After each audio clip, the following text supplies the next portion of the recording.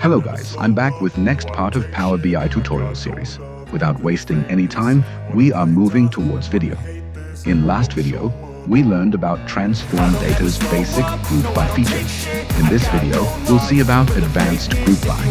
In advanced group by, we can group multiple columns, and also we are able to do operation on multiple columns.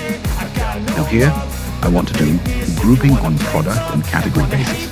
And here, I will give name as new one. After naming the column, you have to decide which operation you want to do on that column. So here, I will do some operation on price column. Till here, everything is just like basic group by.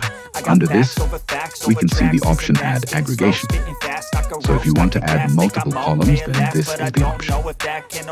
So here, I will give name as new2. Now, operation I want to do is I want to know average quantity of each product sold. So here, I will put quantity. And if you wanted to add more columns, then here is the aggregation button. You can do practice by adding multiple columns. As I said, it is just like basic group by, but here in advance. Group by, you can do operations on one or more than one columns. So now I don't want this data, so I will click on cross button in the applied steps. So we will get back to the data as it was before performing any operation. Once you completed all your editing and formatting after that, and before closing it, you have to save the data, okay?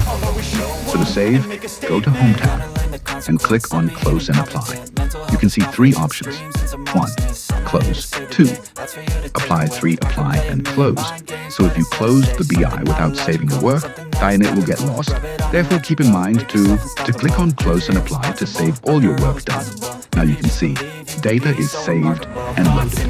That's it for today, guys. In next video, we'll learn about data view. So, please like and subscribe our channel to watch education videos.